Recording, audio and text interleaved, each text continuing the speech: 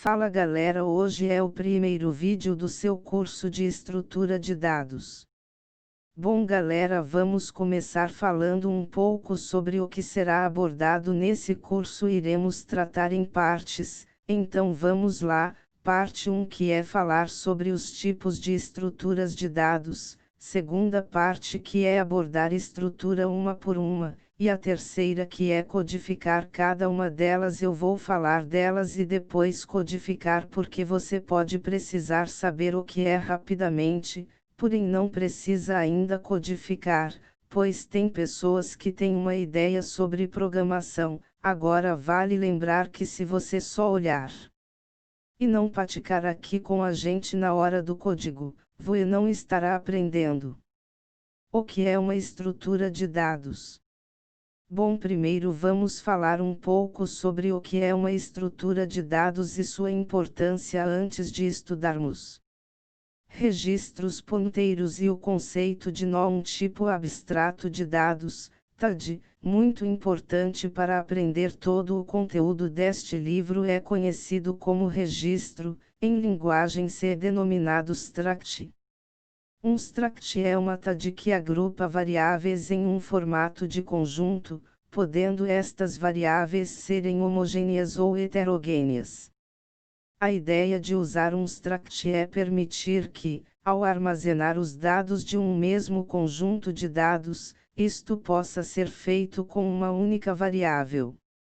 Um struct é definido com o seguinte padrão visto na imagem, que é struct nome da sua struct, abre chaves e fecha chaves e ponto vírgula.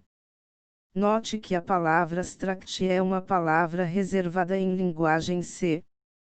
Por exemplo, se for preciso armazenar o conjunto de dados, a altura, o peso e a idade de uma pessoa, pode-se criar um struct chamado pessoa e agrupar os dados em um único tipo, conforme o exemplo da imagem. Após a definição da struct pessoa, é possível criar variáveis do tipo pessoa que, quando existirem, terão um peso, idade e altura.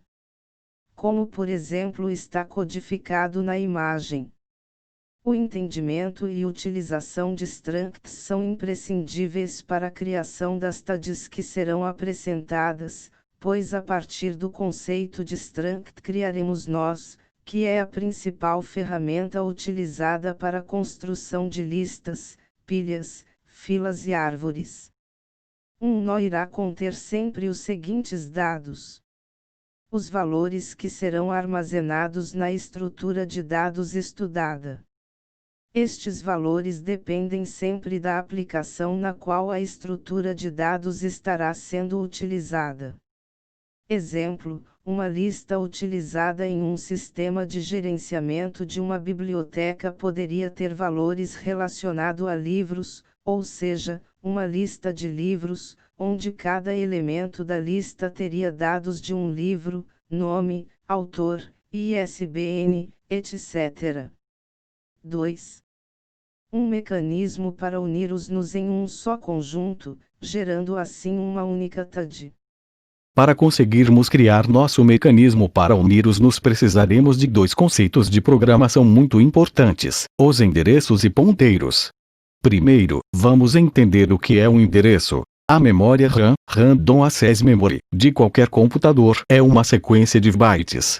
A posição 0, 1, 2, 3, etc. que um byte ocupa na sequência é o endereço do byte, apenas lembrando que um byte igual a 8 bits. Podemos visualizar a memória como um vetor com várias unidades, onde cada unidade seja o espaço de um byte.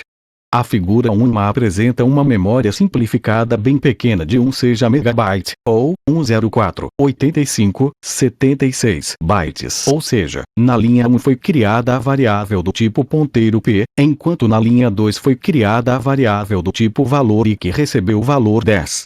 Na linha 3, a variável p recebe o endereço de memória da variável i. Assim, o printf da linha 4 retornará o valor 5242890, enquanto o printf da linha 5 retornará o valor 10.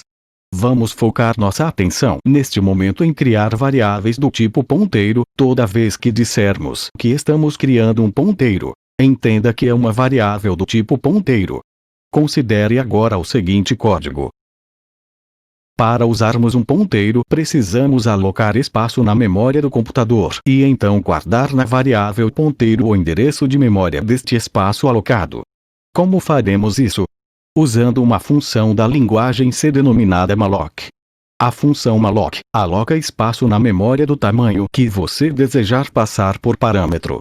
A expressão malloc 10, por exemplo, aloca 10 bytes de memória do computador e retorna o endereço do primeiro byte de memória alocado, enquanto a expressão malloc sysof char, por exemplo, aloca o espaço de memória de 1 byte e retorna o endereço de memória que deste 1 byte foi alocado.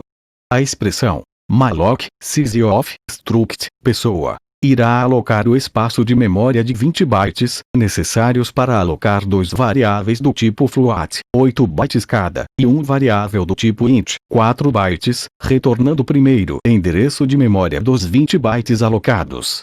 Desta forma, podemos criar a seguinte codificação na função main do exemplo anterior. Note que P recebeu o endereço de memória alocado pelo malloc. Apenas alocamos espaço de memória, mas ainda não colocamos os valores em cada uma das variáveis do struct pessoa ponteiro P. Utilizamos o operador seta para acessar cada uma das variáveis do struct pessoa ponteiro P criado. Na introdução parte 2, iremos falar um pouco mais sobre a struct de uma forma visual para facilitar o entendimento de vocês. Valeu galera, até próximo vídeo.